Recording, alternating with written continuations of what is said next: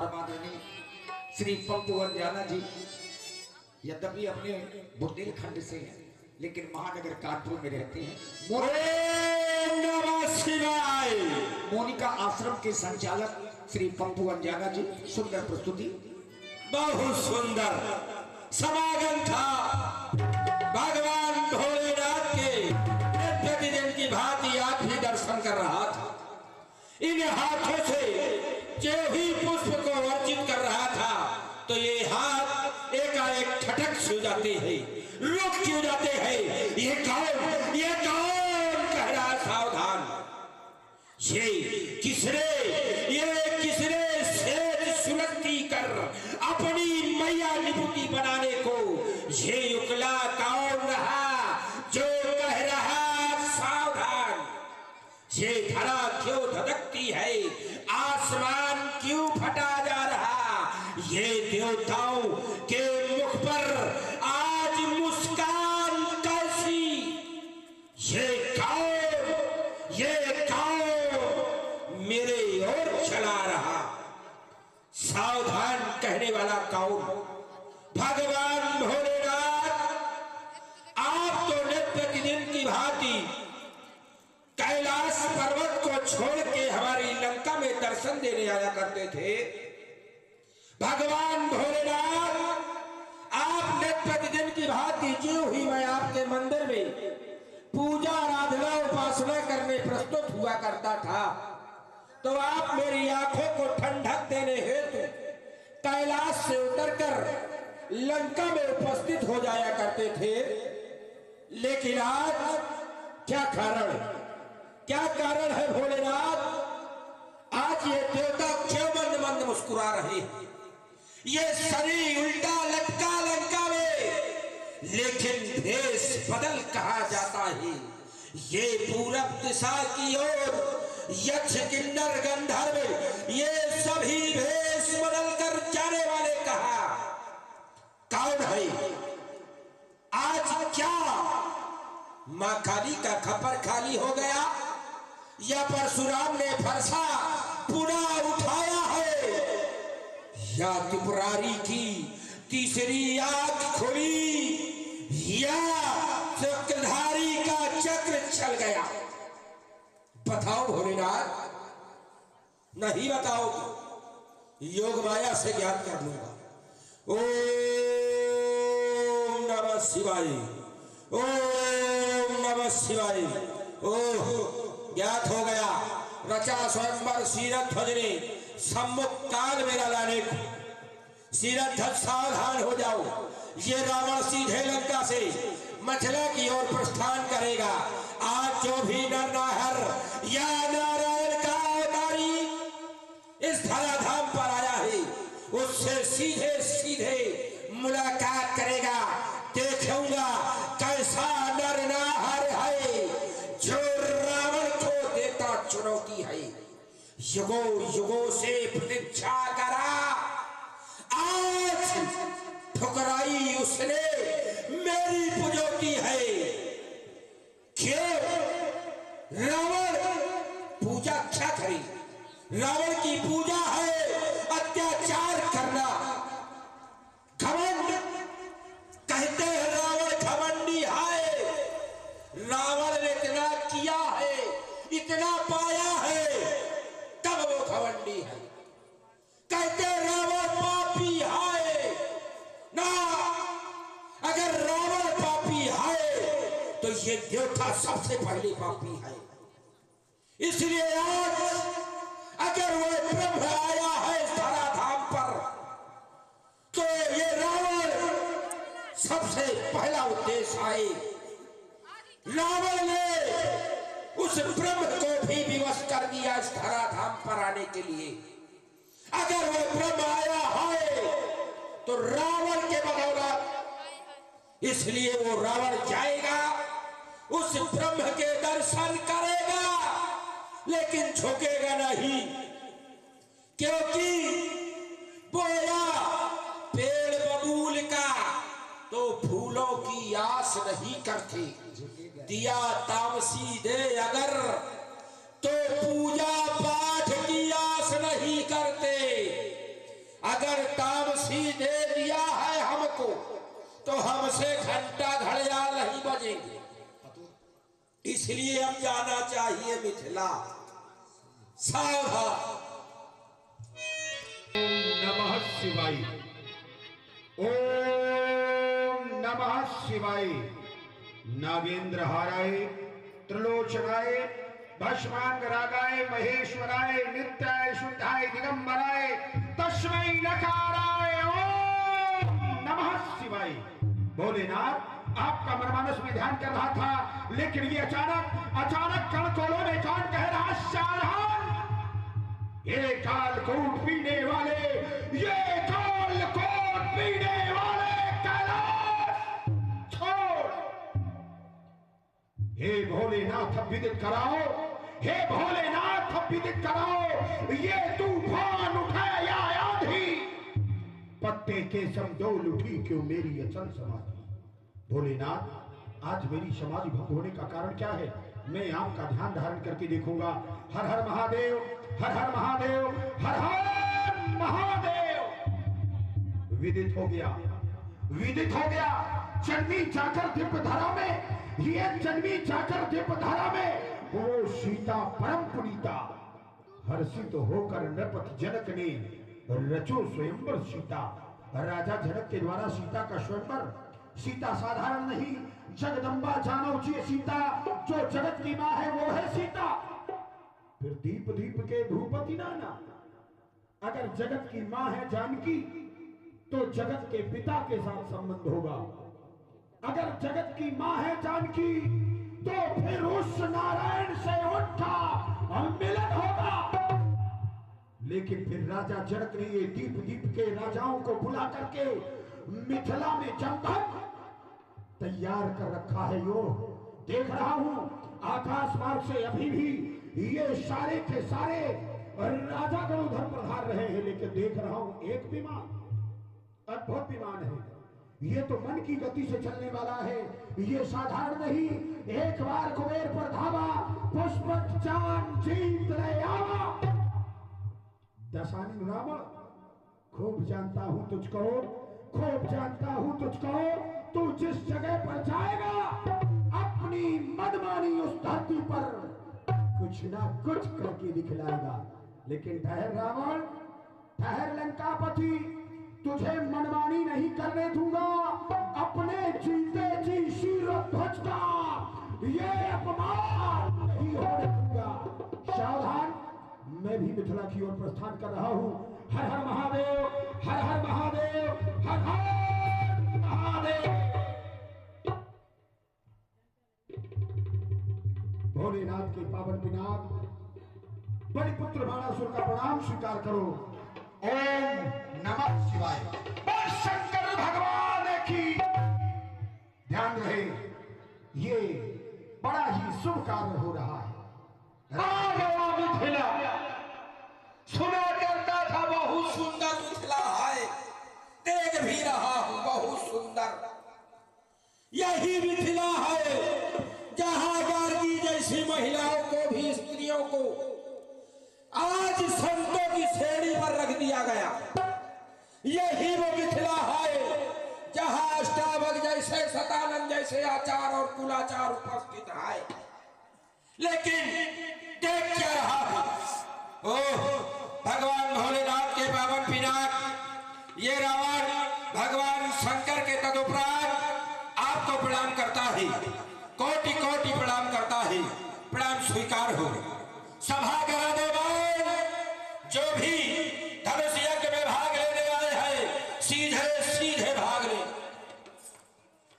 बड़ी शांति थी, बड़ा अच्छा लग रहा था, लेकिन केवल एक व्यक्ति के आ जाने से पूरी शांति समाप्त हो गई। मिलते हैं लंकाधीश रावण से।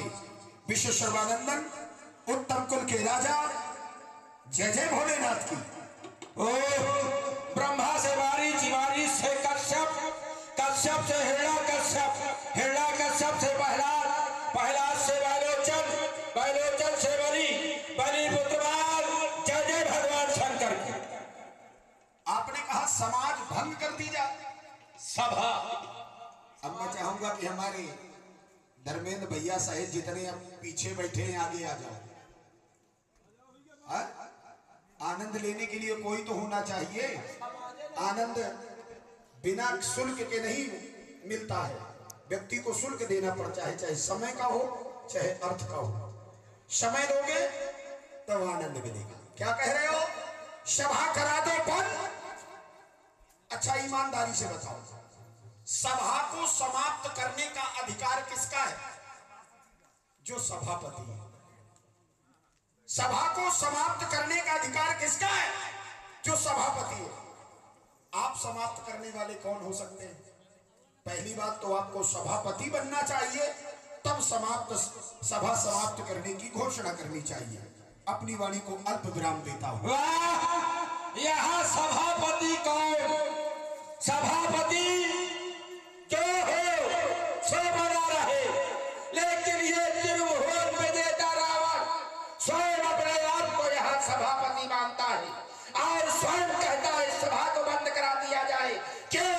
क्योंकि यहाँ धर्म हो रहा है और यह धर्म रावण के होते हुए नहीं होगा। अल्प विराम। चलिए, बहुत अच्छी बात है। आपने क्या कहा कि त्रिभुवन का स्वामी? ये आपको किसने भ्रम में पाल दिया? रावण के जीवन में ये भ्रम किसने डाल दिया कि तुम त्रिभुवन के स्वामी हो? तुम त्रिभुवन गुरुवेद बखाना आन जीव पावर का जाना। त्रिभुवन के गुरु कौन है? भगवान शंकर। और त्रिभुवन का स्वामी रावण कैसे हो सकता है? क्योंकि त्रिभुवन में तो राक्षस है ही नहीं, और आप राक्षसों के स्वामी हो। तो जीतना लड़ना ये अपनी अपनी जगह पर अच्छा लगता है, लेकिन स्वामी तो सेवक के लिए है। तो आप अपने मुख से ये नहीं कह सकते कि हम त्रिभुवन के स्वामी हैं। दूसरी बात, आपने कहा कि अधर्म हो रहा है। हम कह रहे हैं कि अधर्म किस प्रकार से हो रहा है? आपके मुंह से बड़ा अच्छा सुनने को मिलेगा। धनुष तोड़वाने में राजा जनक कौन सा अधर्म कर रहा है? आप हमको बताएंगे। बहुत सुंदर बात। भाई कह रहा धर्म नहीं हो रहा, सुनना चाहते धर्म कैसे हो रहा? राजा देवराज को यह सौंपा गया था 16 पीढ़ियों पूर्व, और कहा क्या गया पूजो और घर बैठे भगवान मिलेंगे। भाई किसी को पूजा जाए, अर्चना की जाए, वंदन किया जाए, या सीधे ले एक मंदिर बनाया जाए, मंदिर में किसी की मूर्ति को स्थापित किया जाए, उसको पूर्वजों से लेकर आज तक पूजा जा रहा हो, और बाद में कह दिया जाए लो घन उसको फोड़ दिया जाए, तो भाई यह धर्म है कि नहीं? अगर कोई व्यक्ति को कोई वस्तु सौंप दी जाए, कहा जाए इसको सेवा करो या इसकी उपयोगिता को अपने जीवन में ले ले, तो उसका अधिकार यह नहीं है कि उसको खंडित कर दिया जाए। अल्पविराम। बड़ी अच्छी बात है। अगर घर में किसी की मृत्यु हो जाती है तो क्या उस मृतक शरीर को घर में रखे रहते हो? अगर किसी व्यक्ति की मृत्यु हो जाती है तो उस मृतक शरीर को घर में सजा के रखते हो क्या? उसकी भी क्रियाएं करनी पड़ती हैं। और इधर धनुष की अगर बात कहो तो पहली चीज तो एक चीज सुधार कर लो, 16 पीढ़ी नहीं है, पंचदशा, यानी कि 15 पीढ़ी, 16वीं पीढ़ी है राजा जनक। 16वीं पीढ़ी चल रही है। भाई अंतर क्या है भाई? 16वीं पीढ़ी तो चल रही है। 16 पीढ़ी पूर्व और 16 पीढ़ी चल रही है, इसमें बहुत बड़ा अंतर है। हाँ, चलो ये भी स्वीकार कर लेते हैं। हाँ, स्वीकार करना पड़ेगा, जो सही बात है वो सही है। ये 16वीं पीढ़ी राजा जनक की है। तुमने कहा कि बहुत दिनों से पूजा हो रही थी, तो व्यक्ति, वस्तु और परमात्मा में बड़ा अंतर है। क्यों? विद्यार्थी पुस्तक की पूजा करता है। बड़ा छोटा उदाहरण दूंगा, सबके समझ में आएगा। विद्यार्थी जो होता है वो पुस्तक की क्या करता है? पूजा। लेकिन वही अगर कोई गोलगप्पे खिला रहा हो तो उसी किताब को क्या करता है? कितने सरल चीज है ये तो। भाई विद्यार्थी उस पुस्तक की पूजा कर रहा है, लेकिन दुकानदार उसमें सामान रख करके दे रहा है। पुस्तक वही है, स्थान परिवर्तन हो गया। बस वही बात है। राजा जनक को यह धनुष साधारण नहीं मिला था, इस धनुष की एक कथा है कि जब शारंग के सामने ये धनुष नहीं चढ़ा, युद्ध की स्थिति बन गई। जब नहीं चढ़ा तो भगवान शंकर ने इसे त्याग दिया, और जिसे भगवान शंकर त्याग देते हैं ते मृतका, ऐसे जन जीव वस्तु नष्ट माने गए हैं, यानी मृत्यु के तुल्य माने गए हैं। तो इसको घर में रखवाने से क्या फायदा है? वही राजा जनक कर रहा है। ज्ञानी लोगों का काम है तो अच्छा काम कर रहा है।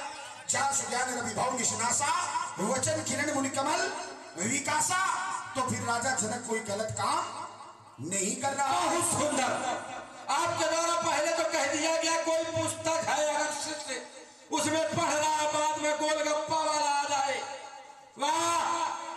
अगर कोई वेद पुराण या रामचरितमानस कोई पढ़ रहा है, उसको पूज रहा है, तो के बाद में गोलगप्पे वाले को खिला दिया जाएगा ना। उस पुस्तक में और इस पुस्तक में अंतर होता है। अब यहाँ आपके द्वारा कहा जा रहा है कि भगवान शंकर ने त्याग दिया, और त्यागा हुआ व्यक्ति मृत्यु समान होता है। तो वहां भी एक समय माता सती को भी भगवान शंकर ने त्यागा था।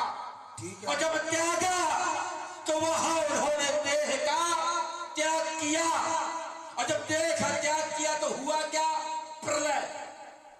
दक्ष को अपने शीश को कटवाना पड़ा, यहां तक कि देवताओं को भी हार मान के वहां से भागना पड़ा। भाई भगवान शंकर ने अगर त्याग भी दिया है तो फिर भी वो पूजनीय। और अगर आज यहां ये तोड़ा जा रहा है, शायद वही दृश्य आज भी देखने को मिल जाए तो फिर क्या होगा? देखो, जबरदस्ती जो बात जहां नहीं लगती वहां लगा, ऐसा क्या है? बस यही समस्या है। जब अच्छी बात सुनोगे तो अच्छी बात बोलोगे। कहने का तात्पर्य मैंने क्या कहा था? विषय, वस्तु और व्यक्ति, इन सबके अपने अपने स्तर समय आने पर बदल जाते हैं।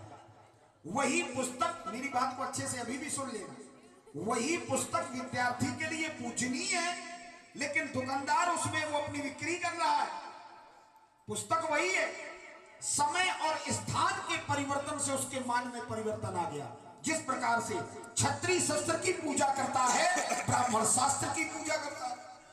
क्या ब्राह्मण शस्त्र की पूजा करता है? तो बहुत से ऐसे ब्राह्मण हैं जो शस्त्रधारी हैं, वो शस्त्र की पूजा करते हैं।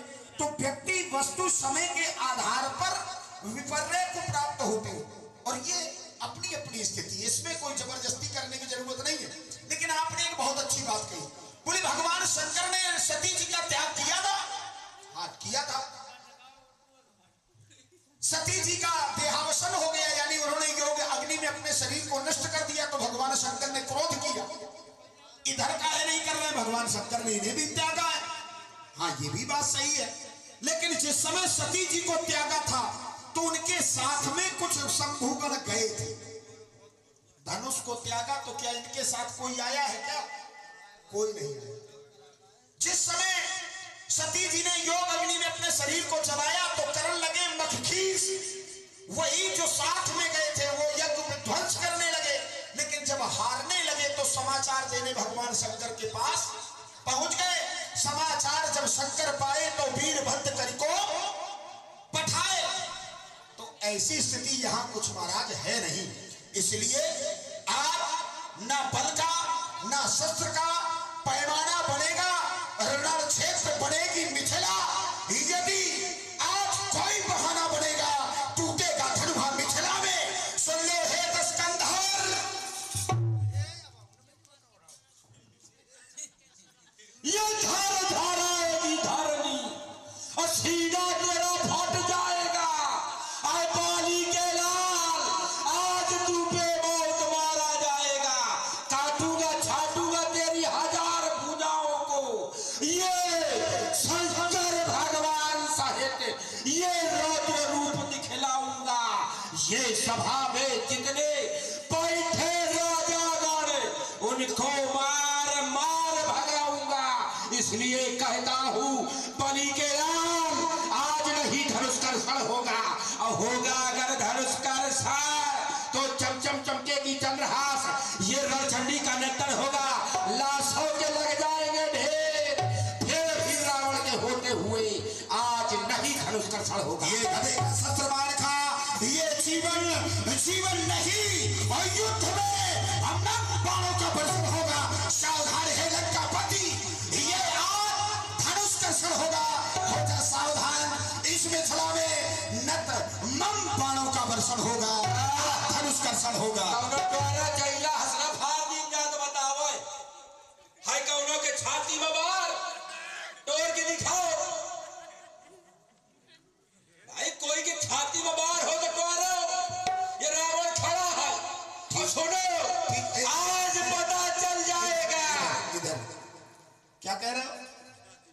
छाती में बात, थोड़ी देर तसल्ली से बैठो, वो भी तुम्हें देखने को मिल जाएगा।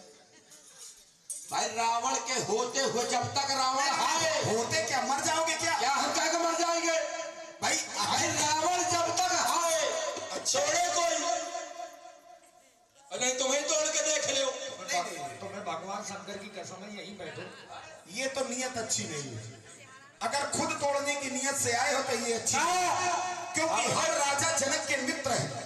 राजा जनक की कन्या है सीता, हम उसके रिश्ते में दूसरे भाव है हमारे। देखो एक रिश्ता है, यहाँ नहीं आए, नहीं एक रिश्ता है, वो बता दे, बोलना आज पता चल जाएगा किससे बड़ा है पाला, और जीजा लगता हूं मैं इसका, ये है मेरा साला।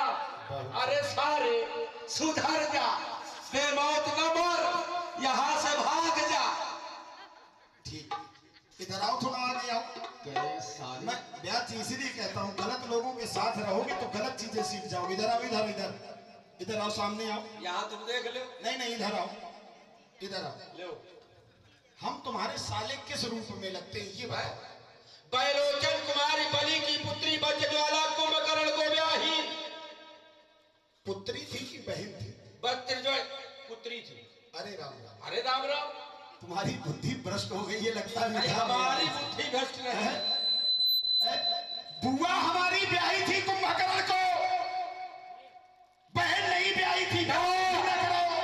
उल्लू नहीं बना रहे, देखो 16 दुनिया हमको राजनीति का पाठ न पढ़ो। बुआ ब्याही था, ये बात कहते तो अच्छी लगती, क्योंकि जीजा का जीजा मैं तुम्हारे हूं। कैसे? तुम्हारी बहन कौन है?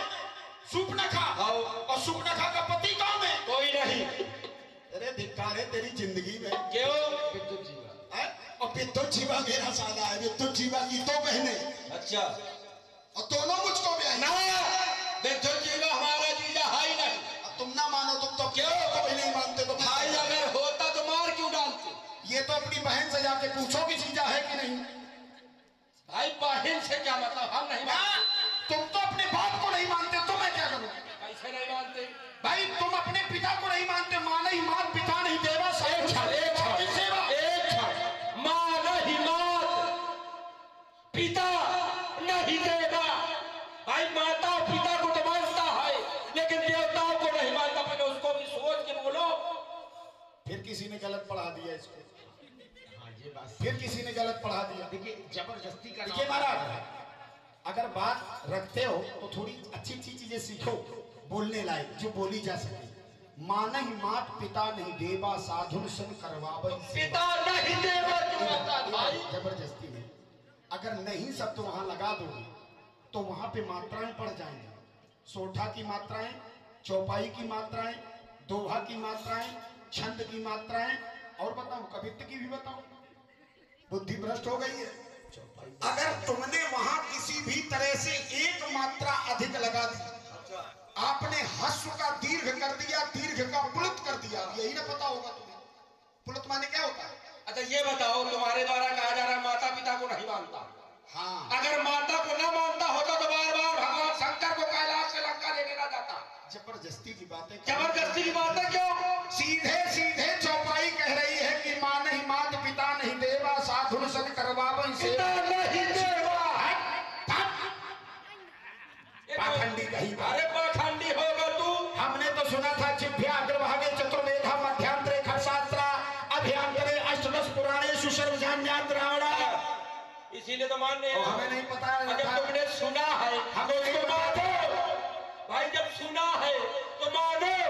नहीं देखिए, सुनी बात हम कभी आज तक नहीं माने हैं। चौपाई का जो सीधा अर्थ है, माँ नहीं, माँ तो पिता नहीं देवा, न माता पिता को, न देवताओं को और न साधुओं को। ये राक्षसों का चरित्र है। हाँ, ये किसी को हत्वा नहीं छित्वा मानते। भित्वा रोदन की कोशन तो ये रावण के लिए नहीं कहा गया है। अब महाराज जब ये इतनों की नहीं मानते हैं तो हमारी तुम्हारी कहाँ से मानते नहीं हैं? नहीं, इन्होंने क्या कहा देखो, एक बात पे बड़ी अच्छी बात हो जाएगी। इधर आइए, इधर आइए, इधर सामने आइए। क्यों आए? अरे आ जाओ ना बड़े अच्छे स्वभाव के राजा हो। इधर आओ, इधर आओ। हाँ, क्या कह रहे हो? क्या कह रहे हैं? राजा में पन है। हाँ, भयंकर सरदार है। यदि होता मैं कि नर नरे। इधर आप क्या कह रहे हो? क्या कह रहे हैं? कि मैं नहीं मानता। बिल्कुल ना मानने वाली बीमारी आपको बहुत पहले से है, और खुद वैद्य हो, तुमने दवाई नहीं बनाई। ये अहम है, और अहम का विनाश करने के लिए व्यवस्था दूसरी है, वो हम नहीं कर सकते। अहम को नष्ट करने का काम केवल उनका काम है, तो वो काम मैं नहीं कर सकता। नहीं तो एक क्षण में तुम मान जाते। अगर सबके जैसा तुम्हारे साथ कर देता तो तुम तुरंत मान जाते, लेकिन वो काम मेरा नहीं है। बेग सुमय डारियों उखारी प्रण हमार सेवक हित कारी, ये काम उनका है। इसलिए मैं समझा रहा हूं, ये तरजू तो प्रलय का पयोधि भवक उठे, ये तरजू तो शत्रुओं के सीने फट जाएंगे। मारूंगा फुकार तो ये फलनशील फटने लगे, टक्कर के लगने से पहाड़ टकराएंगे। दृष्टि के पड़ते विजन में मलिन हो, ये पड़ते प्रहार खड़ा बस करो, आग बुलाएंगे। कहे मेरा मन, बस करो, छाती ना फाट जाए। तेज बोलने वालों के लिए माल खाना पड़ता है। वाह, खारा पानी पी करके चले आए हो। हम ये खुद पिए देखो। हम पिए? बीच समुद्र में तो आप रहते हैं। समुद्र का जल कौन पीता? तुम। गिर त्रिकूट ऊपर बस लंका। हम भूमि के नीचे का जल पीते हैं। भूमि के नीचे का जल कैसा है? मीठा, मधुर। ये भाई खोद के देखना पड़ेगा, मीठा है, खट्टा। आज तक खोद ये नहीं पाए हो। अरे पानी के लाल, अब अपना अस्त्र संभाल। अरे पानी के लाल, अब अपना अस्त्र संभाल। अब नहीं जीवित छोड़ूंगा अगर नहीं मारेगा मेरी बात। ये आज तेरी जीव है तो काट, फिर डालूंगा ये हाथों को काट काट, ये रक्त की नदियां बहाऊंगा, ये काटूंगा छाटूंगा आज तेरे मुंड को। मैया निभुत चिल्लाएगी, बाली के लाल अब अपना अस्त्र संभाल। पहली बात तो यही सुधार करो, मैं बाली का लाल नहीं हूँ, बलि का लाल। मैंने कहा था ना देखो तुम्हारे ऊपर कर्ण दोष है ना, तुम्हारे ऊपर कर्ण दोष है। अच्छा, मुझे कम सुनाई देता है। बिल्कुल मुझे कम सुनाई देता है। बिल्कुल। चलो, ये तुम्हारी बात अच्छी समझ में आई। मैं कल से विदुर मर्म उपयोग करूंगा, जिससे मुझे सुनाई ज्यादा देने लगे हैं। लेकिन चलो कोई बात नहीं। तुमने क्या कहा? ये शेषनाग अति विश्व भरे, केहू न करे आतम। ये भी चीज हम तो सीधे थे कि ब्राह्मण सीधी जात, भला क्या लड़ना जाने, लेकिन तुम तो चढ़े चले आ रहे हो। जितना किया सम्मान, तुम उतना क्रोध दिखाते हो। जितना हम झुकते जाते हैं उतने तुम चढ़ते जाते हो। पर खैर नहीं है दस्कंधर, मन में तुम समझा लेना, बुला लेना सेना लंका की, उस नाहर पुत्र को भी बुला लेना। कर साहस दिखलाओगे तो चकना चौर कर दूंगा, वरना अब वो वाला ना बोलो। क्यों कहता चकना छूर अगर तो तेरे ये छाती में बाल नहीं जो रावण से टक्कर ले सके, ये आज तक किसी का लाल नहीं। ये कैसे कैसे आते घोर घमंडी काले, और तुम्हारे जैसे अनेकों आते हमारे राजघराने में, और तुम्हारे जैसे बबुआ ये तेल लगाते इन जांघों में। जिनके यहाँ चोरी से काम चलता हो, उन राजघरानों में कोई खाने पीने जाएगा? अच्छा, बाढ़े खर बहु चोर चुमारा है। जिस नगर की स्थिति ऐसी हो, वहां हम अपना गुजारा करने जाएंगे। देखो जिनके पास खुद नहीं। अच्छा ये बताओ, चोरी कौन करता है? कौन करता है? हम नहीं करते। जिसके पास होता नहीं है वो चोरी करता है। हमारे पास क्या नहीं? तुम्हारे पास कुछ नहीं है, इसलिए चोर बने बैठे। सोने की लंका हमारे या तो इधर भाग लो या फिर यहाँ से भाग लो। ये तो वही भागने वाला काम है। भाई सूर्यदेव हमें तुम्हें को बूझिए इधर, हमें तुम्हें को बूझिए विक्रमबाज अकरम। भोलेनाथ के पावन पिनाक, मैं यहाँ पर किसी तरह का विरोध उत्पन्न करने नहीं आया था, लेकिन ऐसे बगुलाधारी, ऐसे आतंक से सजे हुए कुछ चेहरों का परीक्षण करने के लिए यहाँ पर मुझे आना पड़ा। एक बार सभा पर बैठे सभी सभासदों बड़ी जोर से जयकारा घोष करें, बोल शंकर भगवान की। और महाराज इनको लेते जाइए, निकलो निकलो, अब मुझका आश्रम में छोड़ दीजिए। देखिए रावण और बाणासुर का आना अति आवश्यक था। क्यों? क्योंकि राजा जनक इस आयुध पर तीनों लोगों की विजय लगाए बैठा है, और रावण और बाणासुर अगर नहीं आते तो ये तीनों लोगों का विजेता जनक नहीं कर सकता था। इसलिए रावण बाणासुर का आना यहाँ अति आवश्यक था। भगवान भोलेनाथ के पावन पिनाक ये दशानन रावण आपको अंतिम बार प्रणाम करता है, लेकिन सभा मत देता चुनौती, सुन लो काल लगा, जो आयुध को तोड़ेगा रावण उससे जीवन भर बैर निभाएगा। ठिड़ुहर रुबई हाओ और बन बन भटकई हाओ, फिर भी जीते जी उसको संतुष्ट न कर पाई हाओ। बोले भगवान शंकर की। महाराज जनक जी ने देखा